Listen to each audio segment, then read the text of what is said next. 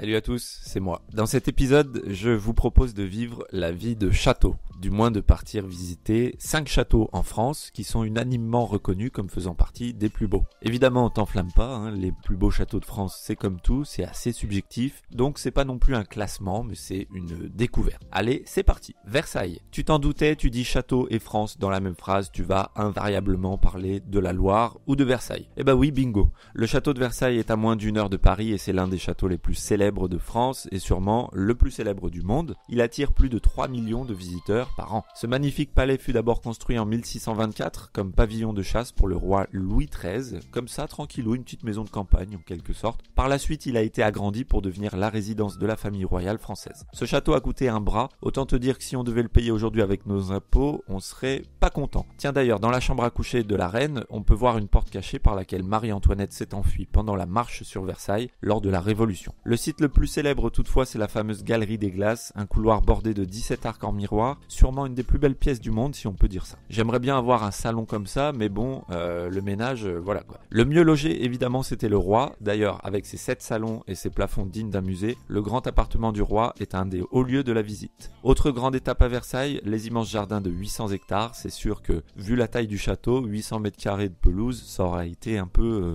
pas top. Modèle des jardins à la française, les jardins de Versailles ont été conçu par André Le Nôtre, selon des motifs géométriques, c'est un parc vraiment chouette pour se balader, d'ailleurs on peut y aller indépendamment du château lui-même. Vaux-le-Vicomte. Ce somptueux château de conte de fées a été construit par Nicolas Fouquet, ministre des Finances du roi Louis XIV, qui était immensément riche. Et là tu sens venir le truc. Fouquet n'a pas profité longtemps de son château puisque le 17 août 1661, pour être très précis, il invite Louis XIV à une réception et évidemment le roi Soleil trouve ça un peu louche que son ministre soit presque plus riche que lui. 3 semaines plus tard, Nicolas Fouquet est arrêté et condamné à la prison à vie. Vaux-le-Vicomte a été confisqué ainsi que la plupart des trésors de Fouquet. En même temps, quand tu payes une grande villa avec de l'argent détourné, tu évites d'inviter ton contrôleur des impôts à dîner. Ouais, ça paraît logique. Enfin bon, moi c'est ce que j'en dis. Malgré l'issue malheureuse pour Fouquet, son château était incontestablement superbe et il a été bien conservé, donc c'est une aubaine pour les touristes d'aujourd'hui puisqu'on peut le visiter. Les appartements privés de Fouquet à l'étage supérieur ont été pour la plupart conservés dans leur état d'origine. Le parc, conçu également par Le Nôtre, comme à Versailles, est un chef-d'œuvre du jardin à la française, un peu comme Versailles d'ailleurs donc, avec des fontaines élaborées et plein de statues. De toute façon, très clairement, Vaux-le-Vicomte, qui précède Versailles, a été une source d'inspiration importante pour le fameux château de Louis XIV, notamment concernant son architecture majestueuse. Plus grand domaine privé classé monument historique en France, le château de Vaux-le-Vicomte a servi de décor à des dizaines et des dizaines de films au cinéma. En plus de l'attrait du monument, le château accueille toute l'année pas mal d'événements qui méritent d'être vus ou qui méritent d'être participés,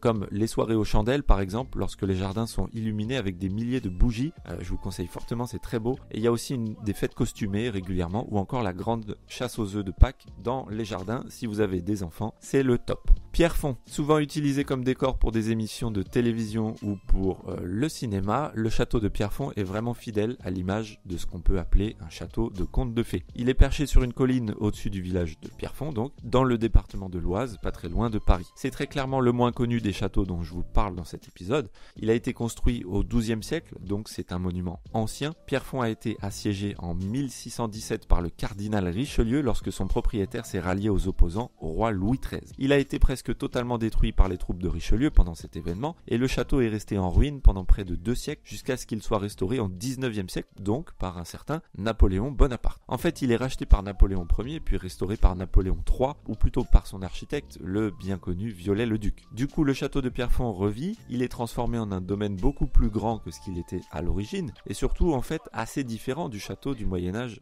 de base. Comme pour tous ces genres de travaux, les coûts et les dépenses vont très vite s'accumuler énormément jusqu'à ce qu'il n'y ait plus vraiment d'argent à consacrer au projet. Du coup, assez bizarrement, l'extérieur du château est fini, mais pas l'intérieur. Il n'y a presque aucune décoration dans les salles. C'est pas forcément gênant pour la visite parce que ce qui est vraiment intéressant dans ce château, c'est son côté romanesque. C'est un château de chevalier avec son pont-levis, sa cour, ses tours, la chapelle et les remparts et même une crypte souterraine qui contient les restes de plusieurs rois français. Donc n'hésite pas à faire un petit tour dans ce château, c'est vraiment pas mal du tout. Chambord. Là, avec ce château de Chambord, on est de retour en terrain plus connu, c'est certainement le plus célèbre des châteaux de la Loire. Il est donc situé dans la vallée de la Loire, évidemment, et le château de Chambord, il est facilement reconnaissable déjà parce qu'il est immense. Il est très très grand et il est également reconnaissable par son architecture. C'est vraiment le château de la Loire classique par excellence. Il est considéré à juste titre comme l'un des plus beaux exemples de l'architecture française de la Renaissance. Il a été construit au XVIe siècle comme lieu de chasse pour le roi François Ier, le grand roi de la Renaissance en France. Et comme petite maison de chasse, c'est plutôt pas mal, puisqu'on y compte quand même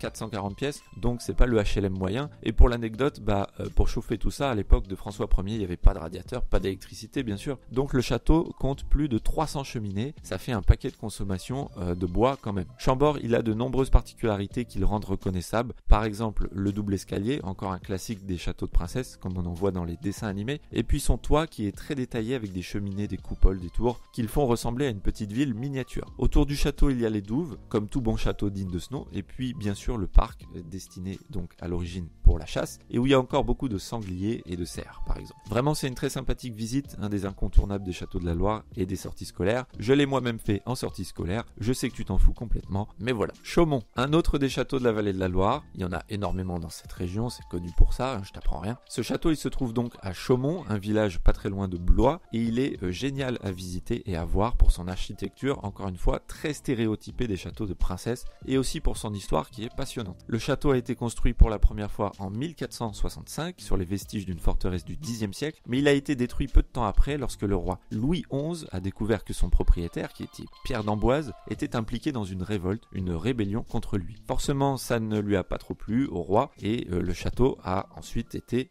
confisqué et détruit. Le château a ensuite été reconstruit à l'identique, pas très longtemps après, et acheté par la célèbre Catherine de Médicis, épouse du roi Henri II, et ça lui a servi à faire des fêtes, des réceptions, avec des invités célèbres, comme par exemple Nostradamus, qui lui faisait peut-être des prédictions. Par la suite, le château a eu différents propriétaires au cours des siècles, jusqu'à ce qu'il soit finalement donné en 1938 au gouvernement français. Aujourd'hui, c'est un monument très visité, on vient voir l'extérieur très photogénique, mais aussi son intérieur qui a gardé le raffinement de la grande époque, et puis ses jardins qui sont aussi très réputés. C'est un château très sympa à visiter. Voilà pour cette sélection de 5 châteaux qui sont peut-être les plus beaux de France, peut-être pas, il y en a plein d'autres, chacun a le droit d'avoir son propre palmarès. Si tu as appris des choses, si tu as aimé ce moment de voyage, il y a le bouton like pour ça, et puis abonne-toi pour ne pas manquer les prochains épisodes. C'est la surprise, tu verras bien où on va. Je te dis donc à très bientôt, et ciao!